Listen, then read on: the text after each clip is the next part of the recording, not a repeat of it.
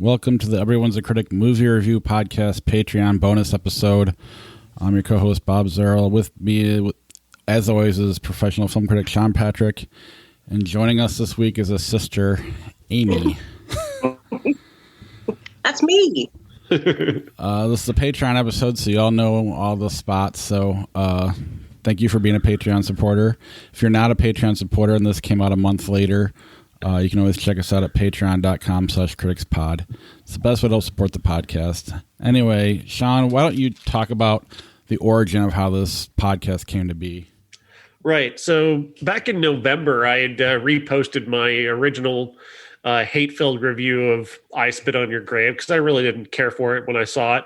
And one of the people who works for a distribution company saw that tweet and contacted me in a DM and said, you should really take another look at it. And they had a new anniversary edition, this big put together thing that they did that combined the original, the sequel, and a documentary. And I said, well, you want to send it to me? I'll take another look. You know, why not? Give it another shot. It's been a couple of years. And so I did. I watched it again. And that's basically where this came from. Yeah, here is what you got. You got yours for free. That's a great cover. Yeah. Better than the poster for the actual movie. Indeed. Well, you don't like Demi Moore? With Demi Moore's ass. Demi Moore, yeah, I read about that last night. Good for her. She looks great from behind. She was like 17 at the time, and this. Oh, that's not good. It was a different era. It also comes with a book. With not really a book, but kind of a couple of different articles written about the movie, defending it and whatnot.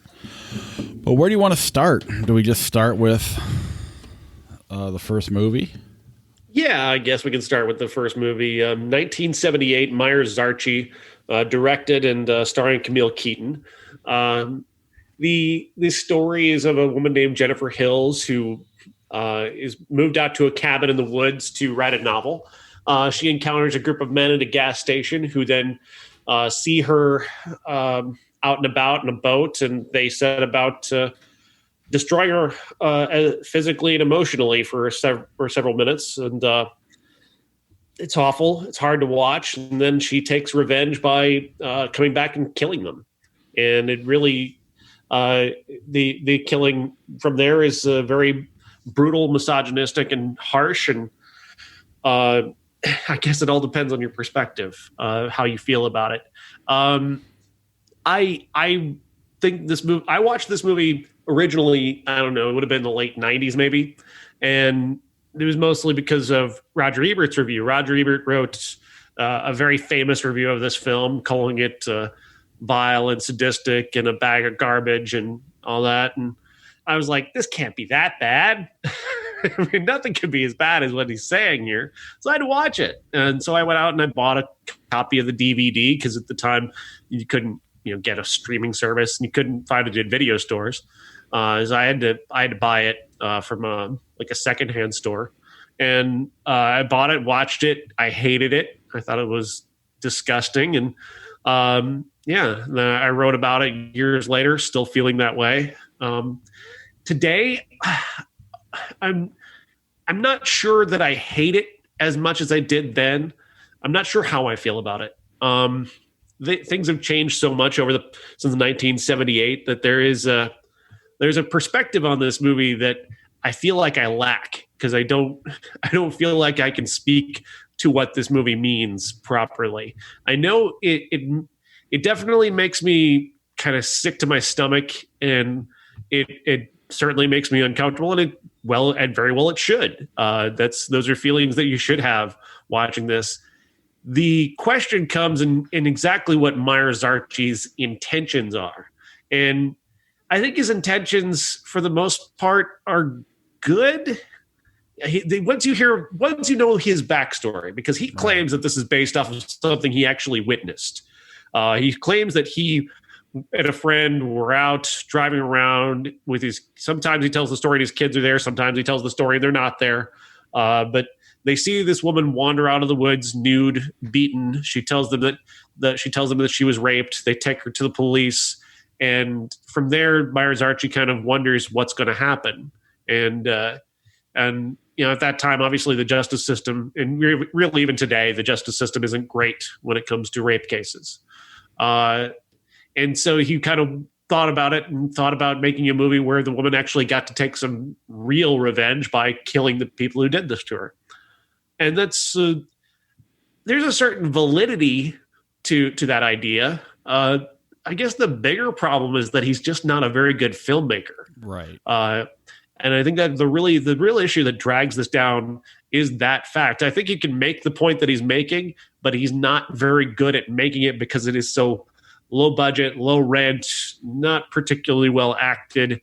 I think, and I don't really like to, but then I think about those things and I feel like that doesn't matter when we're talking about this subject. It's too big for this. And it just, that makes this hard to talk about. This is just a movie. Yeah. I mean, I don't know if I'd say it's too big. Part of what, I mean, if you go back to Roger Ebert's review, he doesn't review the movie. He reviews the crowd in attendance with him, and which to me is a flaw, but back beyond that, Meir Zarchi, it was called Day of the Woman at the time. He couldn't, he tried to release it. Roger Ebert saw it, or no, he didn't. Never mind. That was later on, but it failed to take off. And then some exploitation company picked it up, and they released it as an exploitation flick. They got Demi Moore in there to take the picture and renamed it "I Spit on Your Grave." And that's when Roger Ebert saw it. They did a big thing in Chicago. He actually turned this into a classic on his own by writing that review and then going on talk shows and talking about it, then bringing it back up every time he does a worst of list. Right. Really, did he called it a vile bag of garbage. Yes. I believe was his wording.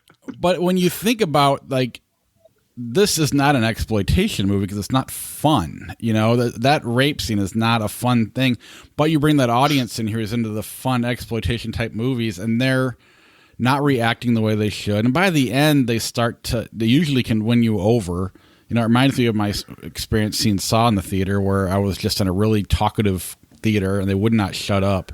But as soon as Jigsaw stood up at the end, everybody just shut up. And it was, so from that element, I can appreciate it for that. In a lot of ways, it reminds me of The Room. Not the good one, but the classic that won't go away because it's so bad. Because there is a genuine honesty to it. I think the low budget kind of works in a documentary way. It's not a good movie. It's not well made, but I don't find it offensive because I know the intent, I guess, if that makes sense. Mm-hmm. And I didn't when I first saw it. But Amy, talk about your experience of this movie when you first saw it. I saw it when I was 13. Oh my God. And that, again, these have never been my kinds of movies. But of course, we did a night where it was just slasher stuff. And this wasn't just a slasher film to me. I felt like I was spying on somebody. And but it was such a creepy voyeurism. I have to say this. I loved Camille Keaton.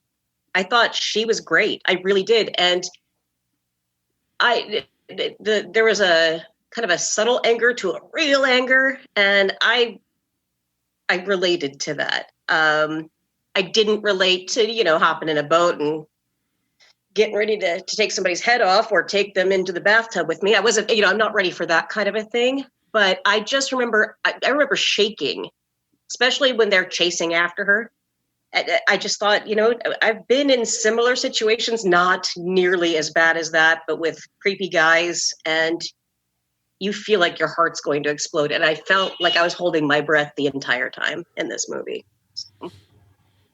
It's affecting. And in that way, it's reasonably effective, which is certainly one of the points of the movie. And I think a point, I guess, in its favor. Yeah. Right. And I think that because it's so low budget is why you get that feeling of you're spying on them, which makes it accidentally work. Similar to the way like the comedy aspects of The Room work. It's not supposed to be that way, but it ended up. And because of that, you won't forget this movie. And that It was the same thing though for me with Texas Chainsaw. It was that kind of grainy. Again, you feel like you're actually with these people, you're experiencing it, and again, that's not always the mark of a great film, but it does, like you just said, it really does. This movie for sure, and then watching it again, I don't think I'm going to be able to not think about this movie for the day, maybe even for a week. This kind of thing just stays with you. Yeah, it's interesting.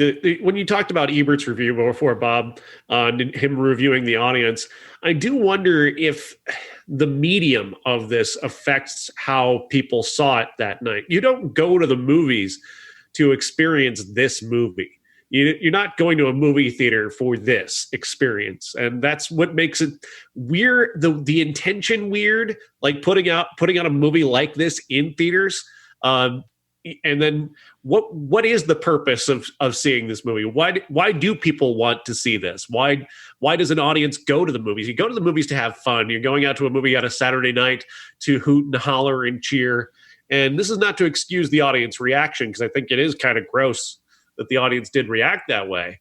But you don't go to the movies expecting to see this. And I guess maybe part of that is kind of Meir Zarchi's point, is he is kind of fucking with you in that way. I just don't think he doesn't come off smart enough to play it in that direction. He comes off more like a businessman trying to make a movie for money. Well, right. I think there's a spot though where he's out of it and it gets sold to somebody else.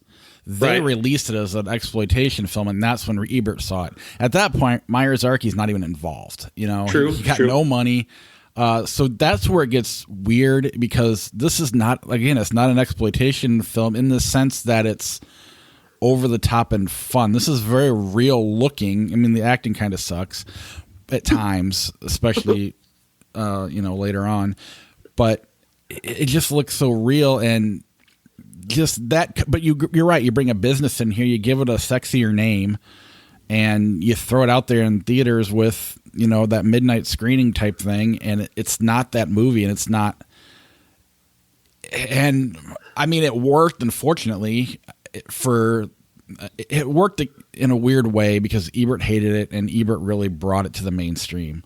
Because what's interesting is if this had remained Day of the Woman and never become a success, would it look a little bit more like Miss Bala, which is not Miss Bala, Miss 45, a movie we watched not all that long ago from 1990.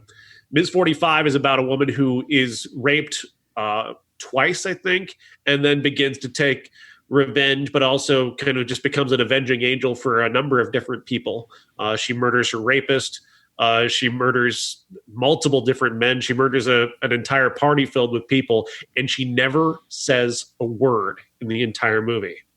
She's mute. That she's mute before she's raped. She's mute afterwards, and that movie is like a skillful version of this. Really, I don't think we would like this as much.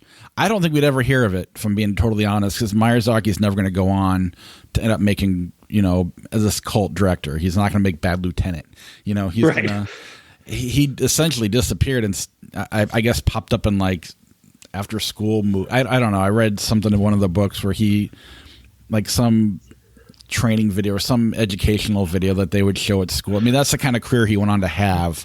Wasn't so much as a feature filmmaker, and you'll understand why when we get to the sequel later on. But I don't know. It's just, I don't think we ever hear of it ever. And so in a way, what they did, I guess you can call it good, but it's also, they're really the creeps in my mind. They're the ones who tried to play this off as something it wasn't. And I mean, I don't know. I don't want to say I'm grateful for what they did, because if I'd never seen it, I don't know if I'm sure I'd be fine never seeing this movie. But at the same time, it does have, it's effective, and in a way that's a good thing. And I'm kind of glad it got that attention. I don't know. How do we, though, and again, more reading about it when I'm actually doing research. When I was 13, you don't think of research, and we didn't have the internet back then. But with this, just reading about it, I guess I don't understand. It's one thing for something like let's say, and not even in the same category, but like Rocky Horror Picture Show, there's a cult like following. Mm-hmm. And as I'm reading this and they're talking about the cult like following with this, and like Sean said, it's like, who's going to see this? And I don't want to meet the cult that enjoys this movie because it's not entertaining. It makes me anxious even just thinking about it. So how did we develop a cult following around a movie like this? What do you think it was that made people, wait for a midnight showing of this a couple of years ago and get excited about merch for this movie? How did that even happen? I think it has a lot to do with the same kind of people who watch Faces of Death, people who seek out horrific 4chan feeds with dead bodies, that kind of thing. I think that's the kind of people who would get excited about something like this. It's terrifying. And I think the curiosity, obviously, Ebert created it by accident. Siskel and Ebert created by accident. That curiosity made me watch the movie because I didn't think it, because they don't do what Ebert doesn't do well in that is really communicate just how effective it is in terms of those scenes being the scenes of the rape being very effective. There's no music. It's very shocking. It's in your face and awful, just as a real rape is. And that Ebert doesn't prepare you for that when you go in to watch it. No. So I had no preparation for exactly how exploitative it was going to be. I just thought it was going to be a bad movie that was excruciatingly violent. And the ending, the revenge aspect of it is incredibly violent in a way that is not very good violence, not very well portrayed, not very skillful in terms of its cinematic presentation. Right. And that part works, but you can't dismiss that aspect of the way that the rape is presented is so shocking and so effective that nothing else in the movie can really overcome just that aspect of it. Yeah, I mean, I found it's almost two different movies. Well, yeah, and I was satisfied that she got her revenge. It's almost not even a horror movie either. I mean, it's terrifying, but it's more in a dramatic way, just, again, not skillfully done. Probably the most skillful thing they did is that jump scare with the phone. That was the only thing that really, where he kicks it and just more rape happens, which is, it's just exhausting. Back to the audience, I mean, I don't think I don't think this has that exploitation audience that it initially was trying to get. I think people who do like it have understood what it is. I don't think it's that crowd that goes and, that people are going to go dress up as her and, go and chant. And I don't think it's that type of a cult movie. I think it's more there. I think that you had that Faces of Death crowd as well, as Sean mentioned, but I'm also into more, like, the more realistic stuff is more what entertaining is not the right word. I'm just whatever drawn to it. So I like dark things. I don't like dark things, but there's something interesting about, it's more scary than, monsters aren't real, but, serial killers are, rapists are. And to me, that's more scary. And it's not that I want to be entertained, but I go to, I heard some director, I don't remember who it was, say that some of us just like to see what it's like to be in that really dark, like nobody likes Charles Manson, but you're fascinated by how all that happened, but you want to watch it from a safe distance. And it's not something I'm proud of or anything like that, but it's definitely, but in the news media, if you watch them, that's kind of what they go for too. I mean, if a school shooting happens, you got a weekend of television for them and content, and the way they present it is very similar to something like this. Again, but because all the intentions are so lost in the fact that this kept getting resold, and that it just makes it more uncomfortable to say I like it. Although it's just, if I go back, I think he had good intent, but again, I like it in a way I don't like it, like Texas Chainsaw Massacre. I don't like it. Even like Last House on the Left, I think is a better filmmaking than this. I think the filmmaking is flat out terrible. I mean, he just lingers, and it's not in a good way. It's just kind of like, I don't know how to cut, so I'm just going to shoot everything I can and then tie it all together. If that makes any sense. No, it does. My favorite line in this movie, though, and I'm so glad that it ended up in the trailer because I didn't see the trailer until this morning. And I remember laughing so hard. I don't take orders from no girl. And just the way that he said it, I want that on a t-shirt. I just want that on a t-shirt. I don't take no orders from no girl. And then it just pans back to her and she's like, okay. Well, and that's where I think too, like where he witnessed the girl who was raped. It was in a city, if I remember right, or outskirts of a city. Yeah. This is down south in America, and he clearly, I mean, it's definitely, if you're from the South, you're evil. And I'm not going to pretend like I haven't had that thought myself, but I also wouldn't make a movie like that. I mean, the acting is so over the top, it's so stereotypical that. But did you not like her? Because I really liked her. There was great. I thought she was great. Oh yeah, she was the best thing in it. The guys just were so over the top, and just there were stereotypes of the South, and it wasn't Deliverance. That I was just gonna say you're getting that Deliverance vibe, but that's not happening. Right. So I don't know. Talking about returning to the commentary about the staying power of this, Joe Bob Briggs is in part responsible for some of that, continuously bringing the movie up and defending it from people who have criticized it over the years. And I don't know where I fall on him. He bothers me. I think he's I think he's a contrarian. I think he sees something that other people are criticizing and takes the opposite side of it. I don't think he genuinely does appreciate this movie. I don't feel like he's had a genuine opinion on this. And I can point out a specific point where I think he's not being genuine in the commentary, where he's talking about early on in the movie, he's talking about this female critic who wrote negatively about the movie. The female critic had said something about the way that Jennifer Hills was dressed in the film, in the introduction scene at the gas station, where she's walking back and forth, and the critic had said something like, how she's dressed and how she's drawing their attention to her is something about that. And Joe Bob is trying to call her out for that. But then later in the movie, the actual lead bad guy says, well, what was I supposed to do? You were walking around in front of me like that, parading yourself back and forth. It's exactly what the critic said happened. Coming from one of the main characters in the movie. So Joe Bob basically just had to ignore that fact, or just didn't care about that fact because he's trying to defend the movie. And that's always been a problem that I've always had with defending this movie, is that oftentimes it comes off like an Armand White defense, where I know what everybody else thinks, I'm taking the opposite side. Yeah. To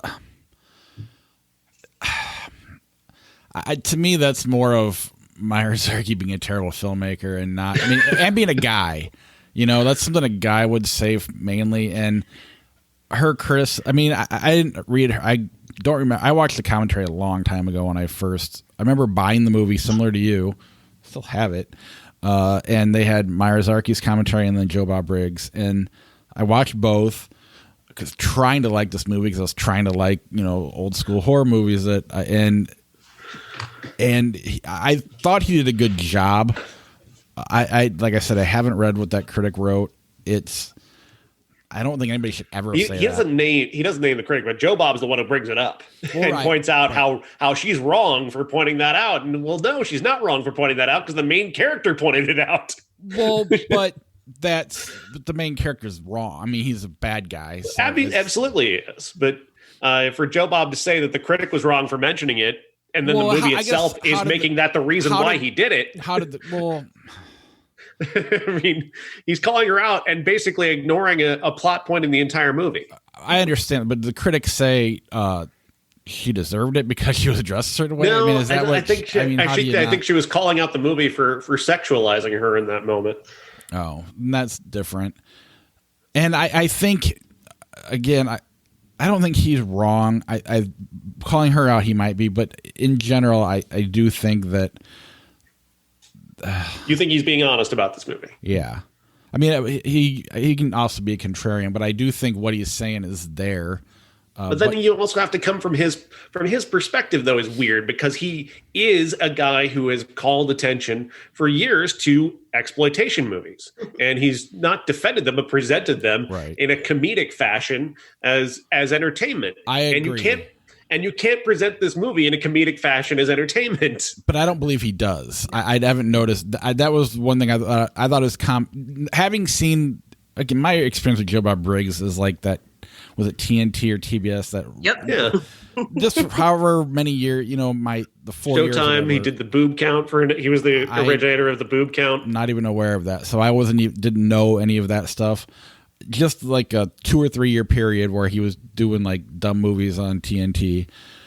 The commentary seemed like a different guy. Like it was him not turned on. So that's why I guess, and maybe he's just a contrarian and you're right, but I do agree with a lot of things he said in it, because I do think it is, I don't think it's an exploitation movie. It's just very violent and very just, I don't know. It's too real to be an exploitation movie.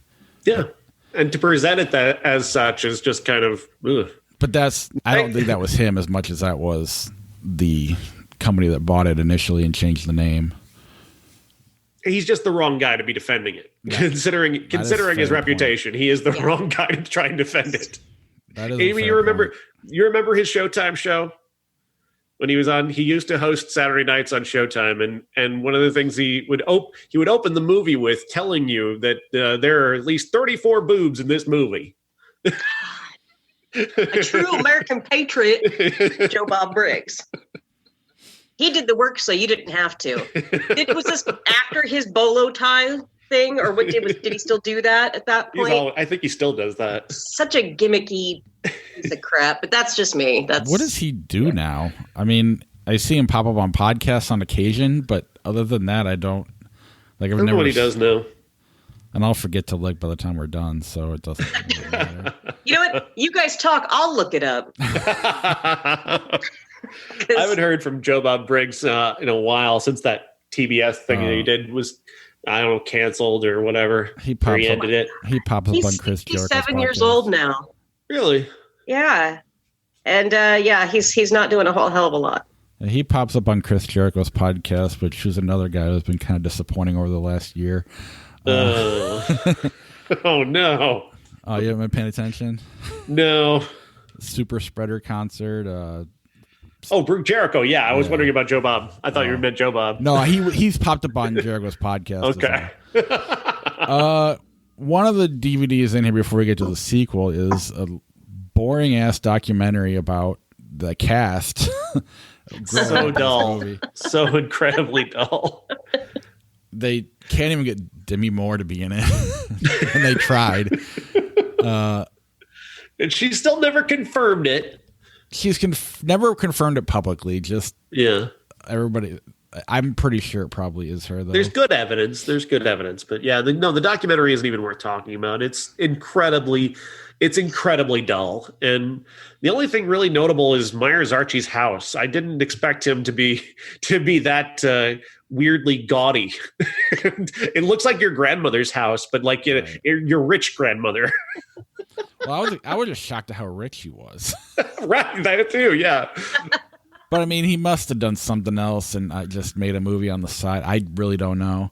But yeah, it was really, really boring. And you didn't, to me, if anything, read the little book inside of it. You got way more evidence. I mean, there was a couple fans of it. If you had just made the documentary about that was more effective to me than some of these interviews with the cast who doesn't even want to remember this movie because now they're in their 50s and 60s. It's interesting about this movie, and part of the reason why I definitely wanted to have Amy on is because I went to Rotten Tomatoes after I watched it, and I wanted to read what women thought of this movie because I've heard, obviously Ebert, Siskel, Joe Bob Briggs, Meir Zarchi. I've heard all of them talk about this, and I've heard Camille Keaton defend it over the years. But I was looking for specifically female critics, and of 34 reviews on Rotten Tomatoes, not one female critic is on Rotten Tomatoes talking about this movie. No shit. Not one.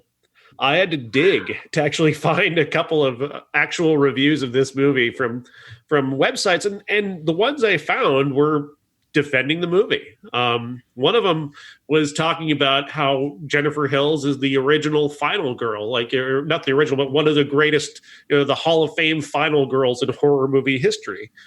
She makes the case that that this is a horror movie, and that if you treat it like a horror movie, that's more of how it should be taken as a film that is you can find a way to, I guess, enjoy it as a film that is a horror movie, but instead of being brutally murdered and gutted, she's brutally beaten and raped, and I guess that's one way to look at it. And then the other one was a woman who was a feminist in England in the late 1970s. She wrote about it in 2019 and talked about how she was on the picket lines when it came out, marching with feminists against this movie, not having seen it. And right. Then 40 years later, she actually watched it. Her name is Julie Bindel, and she wrote for The Guardian. And she said, you know what, this isn't an anti-feminist movie. This is not really as bad as I thought it was. And she talks about the revenge and the rape, the presentation of the rape being shocking and effective, and how she changed her mind on it after having been one of those people who's on the picket line against it. I don't think that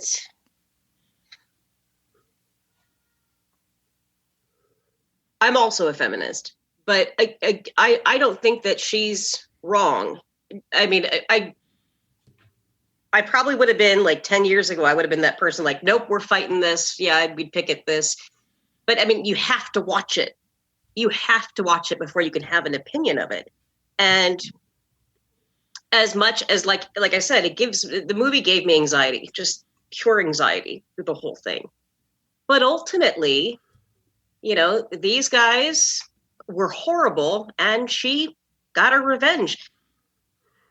We kind of win. Yay! I mean, it's I guess I would get where people would think the only thing, and I think Bob, you probably agree, the only thing offensive about this movie is the acting.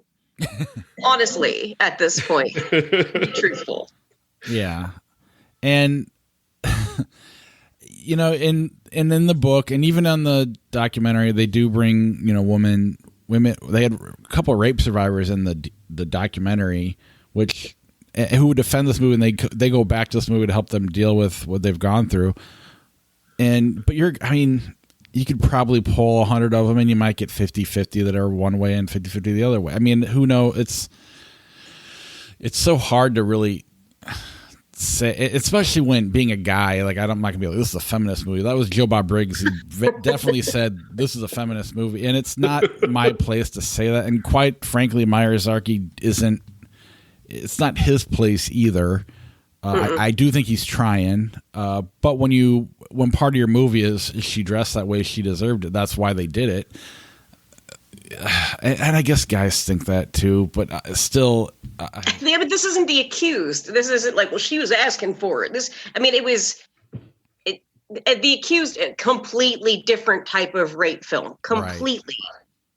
Right. But but see, that did seem to be, and it still seems to be, a very underlying thing. Well, look what she was wearing, though, And I mean, I still see that in random TV shows or movies I'll pull up. Like Legal Eagles that I watched last night, Sean. Talking about short skirts and stuff. That kind of stuff, just that's where I get infuriated. That's where I get mad. But again, I don't think that overall that's what this movie is necessarily about. So, and I think we need to take this into a conversation about culture in that way, and that aspect of it is based off of reality. That when the rapist in I Spit in Your Grave said, well, you're walking back and forth in front of me, flaunting your legs at me, that's why I thought you wanted it. That's basically the defense that many men gave at that time.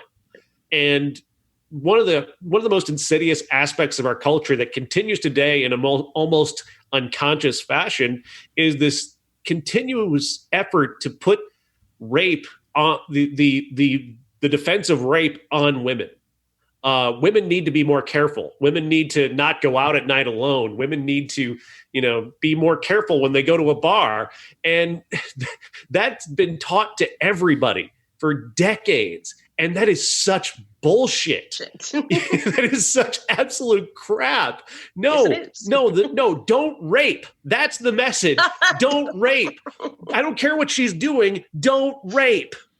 That needs to be the message. And it's so insidious that is still a thing that we have to tell. We still tell girls, don't go out by yourself.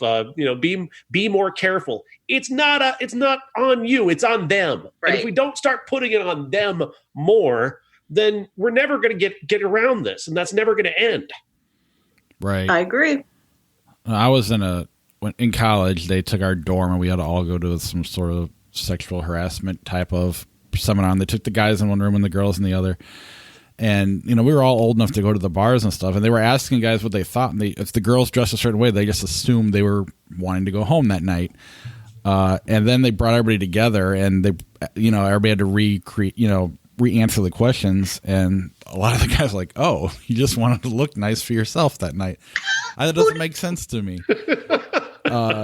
And I mean, this is like, you're talking 2000, 1999, 2001. Yeah. So this not that long ago. And even, really up until Trump, when everybody finally was like, you know what, this got too far. We need to really shove it down your throats now with, the Me Too in this. It is scary for a woman to have to go out at night by herself. And it's, I remember going to a concert alone because what I did on the side, I would review shows and stuff. And I'm 6'2". I can be scary looking right now. I look like an idiot, but you got a black shirt on, you're 6'2", bald, and walking by yourself. I'm walking to my car. I'm just going to go home, but there's two girls in front of me, and I know they're probably terrified. And maybe they're not, maybe they are, but it's got. And I understand why that would be scary. I've heard of women comedians on tour, and it's not fun for them all the time because you're by yourself. You never know. And you just can't trust guys to not be stupid. And you're right. And then they go put it back on. Well, they had it coming. And I'm glad that's died down a little bit, but the fact that it's still a conversation that we have to have is. That's what bothers me about, again, I keep bringing up Louis C.K. a lot, but what bothers me about what the defense of him often is, it's almost like it doesn't, they don't outright state it, but they kind of come up to the border of saying, well, he didn't rape him. I mean, at least all he did was jerk off. I mean, it's kind of funny and pathetic, right? No, it's not funny. It's not funny because there's part of him wishes he had the ability, the ability in his mind to actually go through with what he really wants to do. Right. And that's what's really sickening and gross and disgusting about him. But he wasn't hurting anyone. He's a pathetic mess, but that kind of shit though, that stays on your head more. For me, being in certain situations when and I've seen that. In my 43 years of life, it's something that you don't ever want to relive. Maybe just don't do that. Maybe just keep it in your pants and we'll just keep having a conversation. You can go home and wank all you like after we have that conversation. But it's none of my goddamn business right now. So, well, and they try to use whatever it is. You're still raping my eyes if you're doing shit like that. And I got to throw this back to, do you remember the Seinfeld episode where Keith Hernandez and Julia Louis-Dreyfus are out on a date and Keith Hernandez, and she comes back to Jerry's apartment and goes, he took it out. That's the joke, is that they're on a date together. He took it out. And is treated as this big comedy thing. It's not and wow. And that was, again, because that was the culture that Jerry Seinfeld was in the midst of at that time, was a culture where these pathetic men would be in front of women and just take their dick out. Ugh. Well, I mean, you even have the whole Whitney Cummings thing where Brian Callen, he did that to her and she she doesn't consider it sexual. She goes, I thought it was funny, and whatever. If you're friends and you have established a level of humor that is in that way, then maybe he goes. I mean, he's been accused of rape too, though. So let's, no. It all depends. Like we just watched Love Story, and I don't know why I'm bringing Love Story into this, but the relationship between the two of them is this verbal violence back and forth of being hateful toward each other. Brian O'Neill turns to her and just calls her a bitch at multiple points in the movie, and it's part of their banter. That's what they've established a level where him calling her a bitch is part of the humor that they have. Whereas if he did that to a complete stranger, they would be shocked and hurt, and he'd be an asshole. If you establish in a relationship that you have a level of humor like that, like our brother has this horrific thing of sending penises to my sisters. Oh yeah, he does it a lot. It's terrifying. It's awful, and he shouldn't do it. But see, he and our sister have that kind of relationship. They've established that level of humor to where it's okay. Mm-hmm. They've created a level of humor where they've allowed for that. Right. And if you create that level of humor where that is part of your jokes, that level of extreme, that's up to you. In media, we have this thing that we call gallows humor. So to deal with the horrors that we have to see on a news story, we'll sometimes make jokes like, where did they find the head? Like a dismembered body. Where did they find the head? It was in the microwave. Was it in the tree? And we'll make jokes about it. We don't do it on the air. Right. You'll make jokes about it together because that's how you deal with, because sometimes that's just how you deal with horror. And it's also how you deal if it's somebody, but you have to establish that level with people. And if you don't establish that level of humor with people, then you're off in a completely abusive manner. And part of the media culture that we have today, where it's so easy to send a picture of your penis to somebody without, just being a random human being, you're not establishing a level that's okay. Yeah. Yes. Right. And I want to go back to Louis C.K. thing is, one of the things they used to defend him is when we ask permission. Well, asking permission is wrong too. Not that you're there's this power thing you have that you're a stadium level comic. You're bringing your opening acts out. Maybe you think you have this level of, it's not up for you to decide if we have this level of friendship and communication or not, but just asking the question puts them in a situation where, well, God, my career, I guess I better say yes. That's not good enough either, so there's also that feeling too of, and this just says how extremely fucked up I am in my brain, because if he asked, and of course I want to say no, I don't want to embarrass him or make him feel bad about that either. And that's so skewed. Like I should not even feel that way. But we've gotten to this level, or especially myself. It's like, but now I'm so cut off from men as a whole because of all of these years of that kind of a thing. Mm-hmm. I'd just rather be alone, because when I'm alone, no one's going to show me their penis. It's great. It's great. Well, one of my favorite comedians, she was up and coming at the time. She'd just gotten divorced, and he asked her to go on tour. Now, he didn't jerk off in front of her or anything like that, but he had said some things or kind of asked some weird questions, so she actually turned the tour down. And, this could have been huge for her, and instead just doesn't do it. That's the kind of thing he's creating by acting like this. He's holding people down. And I don't think it's his intention. I just think he's messed up in the head. But you got to understand that that's none of it is okay, and then the fact that people want to cry cancel culture and use him as an example. Dude's not canceled.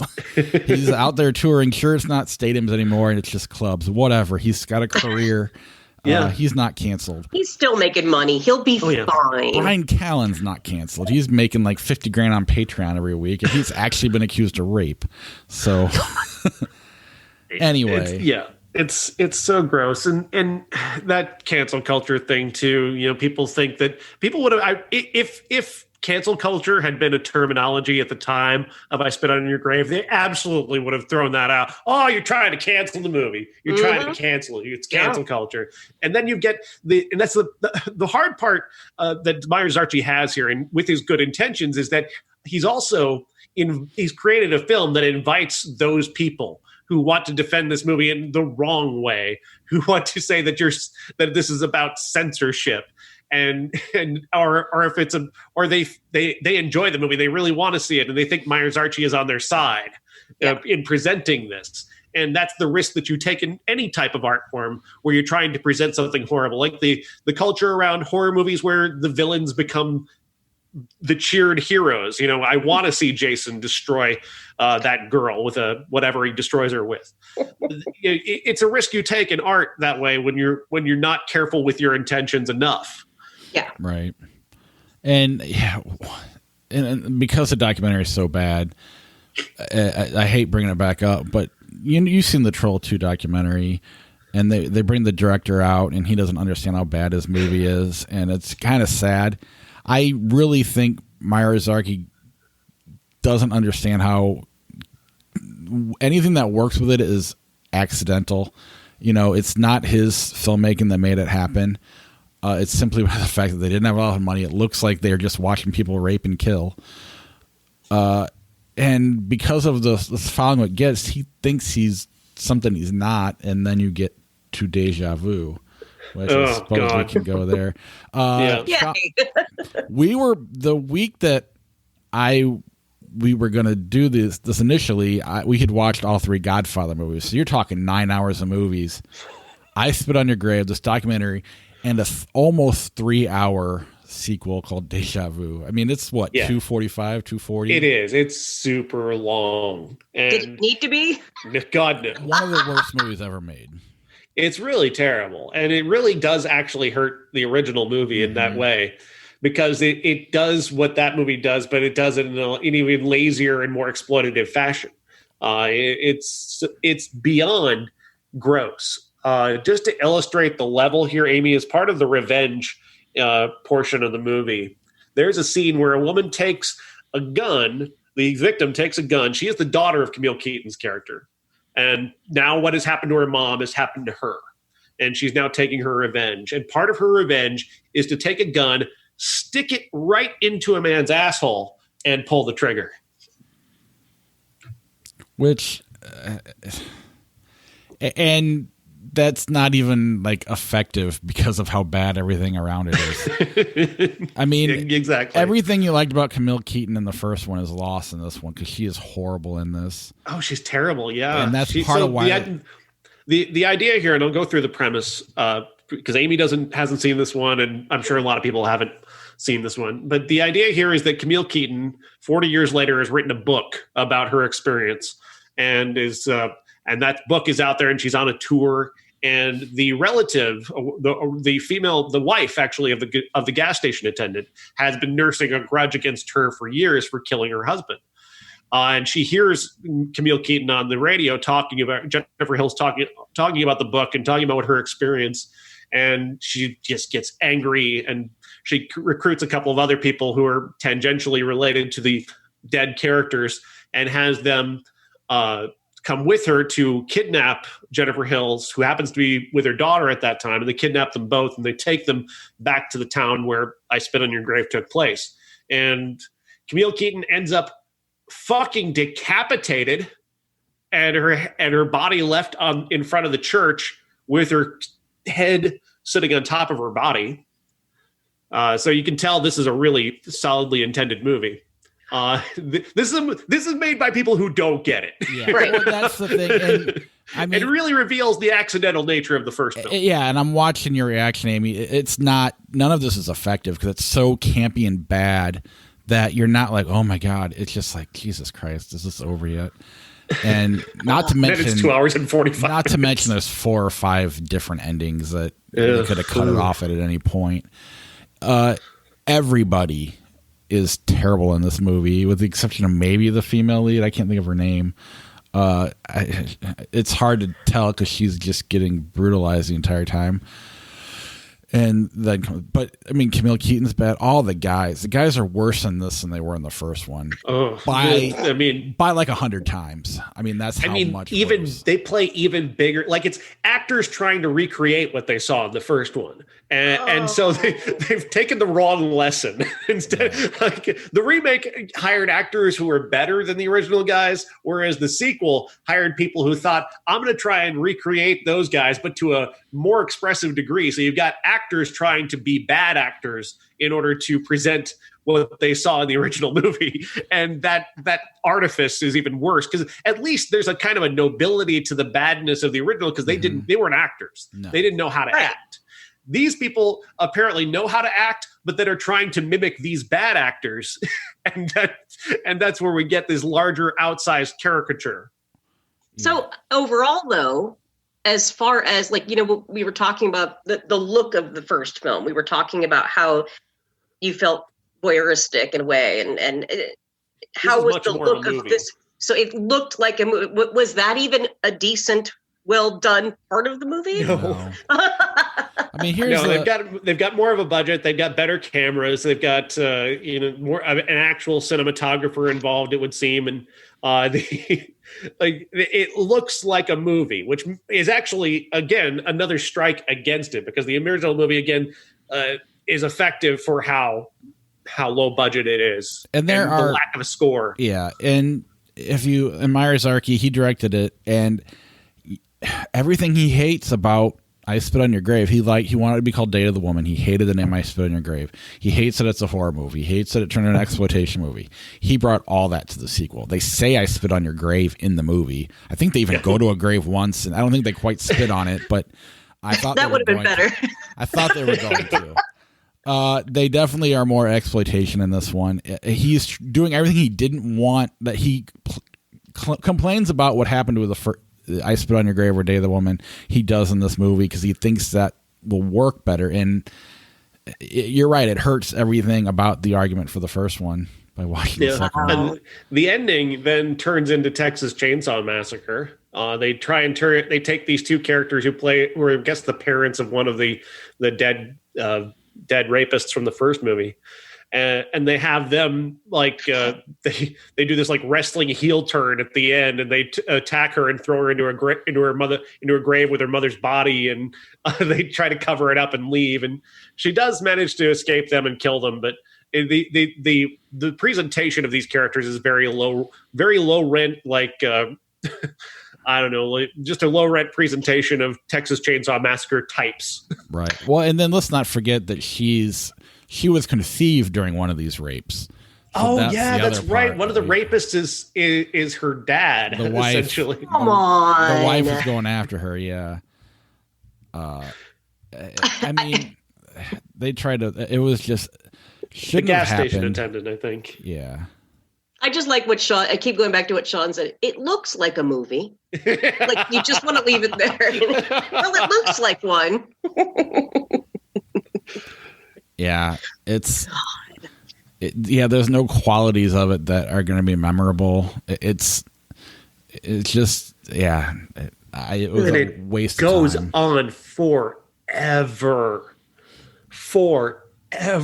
But I don't understand why. Like, what did he feel like there was, maybe there were things that he just missed in that first movie that he thought, well, we're going to throw in some sort of gratuitous, like, why does any movie need to be that long is the thing. Well, and did it help the film? No.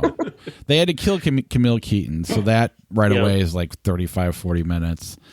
Then, I mean, it comes to a natural ending. Then they throw in this, like Sean said, Texas Chainsaw Massacre ending that adds another 20, 30 minutes on. So right there, you got an hour of just garbage that you don't need in it. It's just, more than anything, just disappointing. I mean, just really disappointing. There's a bizarre, like, lengthy scene when she's taking her revenge before she shoots the guy in the ass. she's torturing another one. She's about to go down. She's making it seem like she's going to go down and blow him.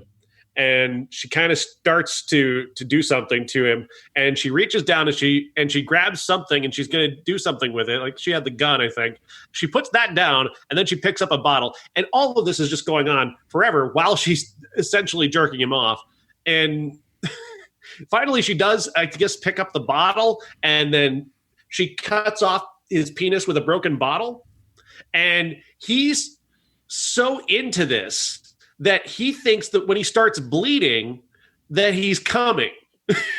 Well, and he's like, oh, baby, this is great. I can't believe I'm coming this much. And it's just blood pouring out of his penis stump. And that is what happens in the first one, too. When she's in the bathtub cutting it off, he's still acting like he's coming. Oh, yeah. Yep. Right. It's grotesque. But it's not like... you don't. It's not like Eli Roth doing it. It's not even that effective. It's just like, this is so dumb. I mean, no point. You're not even like grimacing. The editing on it is what's bizarre. Like he makes this last forever. Like, why does she put down the initial weapon and pick up another weapon? And why is she jerking him off the whole time she's doing that? Right, you're talking like a minute and a half, 2 minutes of all this. It goes on forever. Yeah, and none of it is effective. None of it is. It's all just, God, can I hit fast forward? That's all you're thinking. So you're not grossed out. You're not enjoying. There's no there's nothing there other than I'm bored and I want to move on. And that's, I don't know. I'm surprised that this exists. There's always that one, isn't there? I think of like the Halloween with Paul Rudd in it. Don't get me started about Paul Rudd. But it's one of the worst Halloweens ever. It just is. It's just garbage. And there's always a movie in some sort of like movie lineage that just sucks so bad. Which version, though? There are two versions of that. Watch both. Oddly enough, they're like twins. They both suck. Paul's amazingly bad in this movie. He poor guy. It's one of his first jobs. He looks beautiful. It's just not a good. And then Donald Pleasance, dude, dies right after they make the movie. It's like, okay, rest in peace. But you went out on the wrong movie, dude. For real. So. And anyway. Same for Camille Keaton. Although she's not dead, this is probably the last movie she'll ever make. Right. She's probably never going to act again after this. Yeah, and even that opening scene where they're like at lunch is so so stilted. And long. Like, why are you making people who don't act regularly just talk for that length of time? Yeah, this is. And it's their version of My Dinner with Andre. It's like My Dinner with Andre with blood. It's all expository dialogue. The whole thing is just nothing but exposition for like 5 or 6 minutes, giving you the backstory of these characters. So, honey, I heard about your modeling gig. Oh, yes, I am a model. I went to a modeling gig. But unlike the first one, there's nothing genuine about it. Like I feel like he's making this movie because he feels like he has to. It's the only thing he can do, and he's bringing everything he didn't believe in to this movie, and all of it's lost. Everything. There's just no passion behind it or anything like that. Like when I was talking about The Room, at least you can say that he genuinely believed everything he was doing, and it made it entertaining in a way. This doesn't have any of that, and. I just wish I didn't have to watch it. And I feel bad because I don't know. It really takes away from everything we've just talked about. It's that bad. Right. Well, okay, but then that's your best seg into the other one. Did you guys watch the other one? The remake. Oh, the 2010 remake? Mm-hmm. I didn't. No, that's not included in this. That was a completely separate. Thanks a lot for inviting me for that. Come on. Is that now? Okay, so now I'm going to have to watch that one because now I really do want to see the comparison. Well, one of the things that I've read people talk about with that is they introduce another character into this that represents the police. And he's a corrupt sheriff who, when she finally does escape from these guys, she goes to them and he basically, does a WWE heel turn, goes from good guy to bad guy. He's defending them and, wants her to just shut up and basically wants them to kill her so he can be done with it all. And he represents, essentially the justice system that ignores rape victims on a regular basis. And wow. That change people seem to find very good. And there's a lot of things about that people seem to like. Bob, you've seen it. Yeah, I mean, when she gets her revenge, it turns into a Saw movie. It's less, her using her sexuality to go kill him. It's more traps and just horrible gore. I mean, it's less memorable, and Yeah. it's. I think the director was fairly talented. I don't know if he went on to do anything else, but he kind of knew he was definitely capable. And when you get stuck with another property, you can only do so much. It wasn't bad. It just, I think there's something more genuine about the first one that makes it live on and more memorable. It sticks with you. And while this is more corporate and studio, you can definitely tell. I mean, the fact that I said it's like a Saw movie right away, clearly they were using that to make this movie. And yeah, and I think they even sequelized that as well. I haven't seen those, but I'm not sure. They might have 2 and a 3, if I'm not mistaken. I think it has its own box set. I think just the almost accidental nature of I Spit on Your Grave is probably what sticks out for me. I think the reason people remember it is because it is shocking, and that the rape scene is so shocking that you can't help but remember it, and then try to contextualize it, desperately force yourself to try and contextualize it in some way. And then the other half of the movie, the revenge movie, is basically just a bad horror film in many ways. That's why I said it was like 2 movies. And that's right. But the reason it's memorable is because it is shocking. And when you watch the sequel, it kind of does put the lie to any of the good intentions, it seems, that Meir Zarchi claimed to have had in making that. It was almost kind of an accident that he portrayed that scene that way. And that really is revealing in the sequel when you see how terrible he is at presenting all of these things that he claims to have tried to disown. And so that's what kind of bothers me about I Spit on Your Grave as a movie, and because I don't think that the intentions were as pure as he claims, because the sequel does seem to put the lie to that.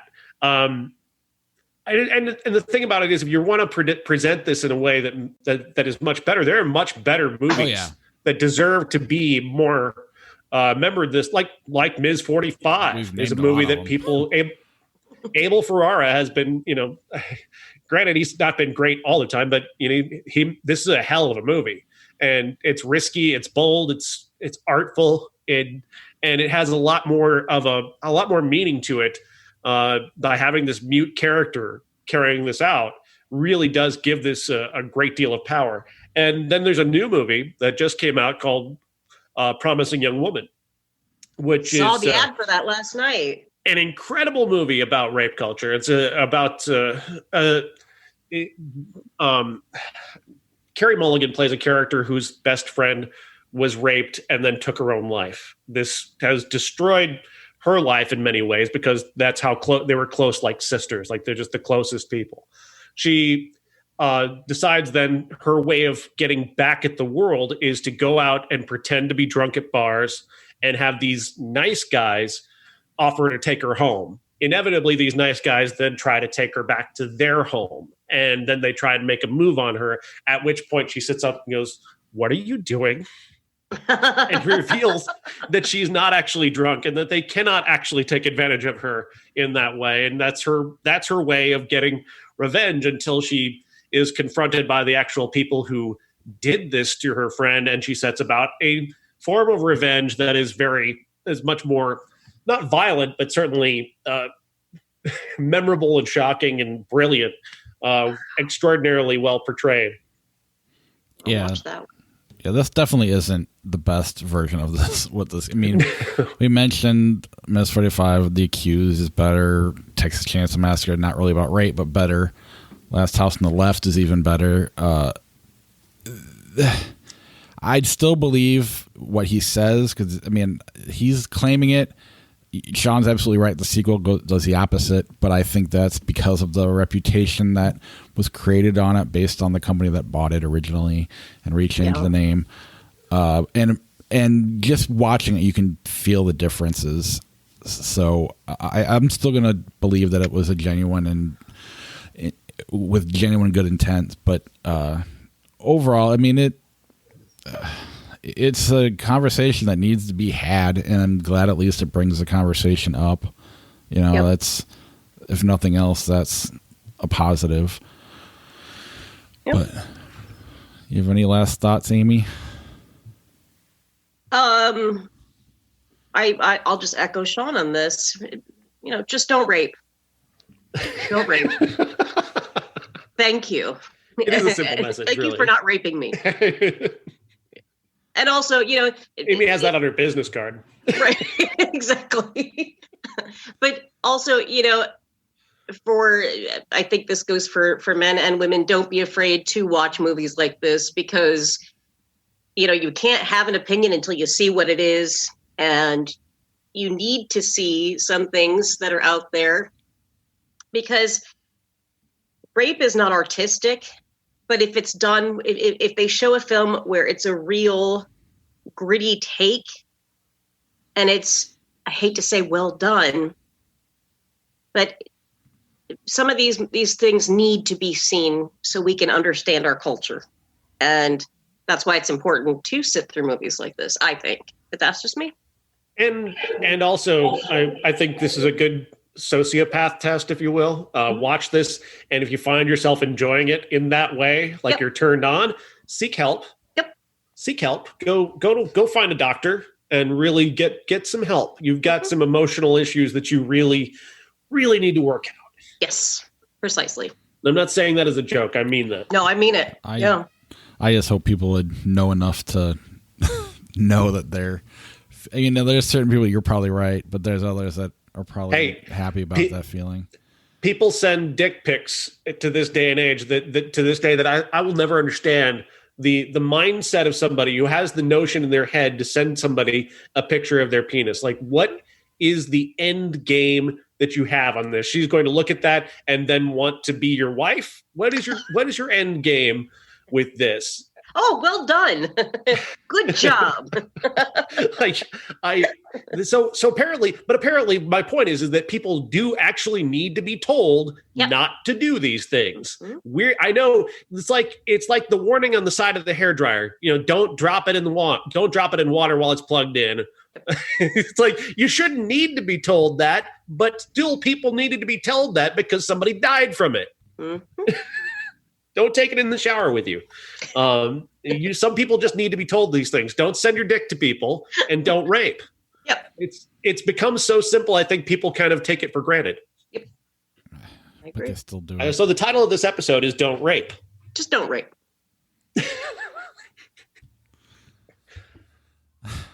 The end.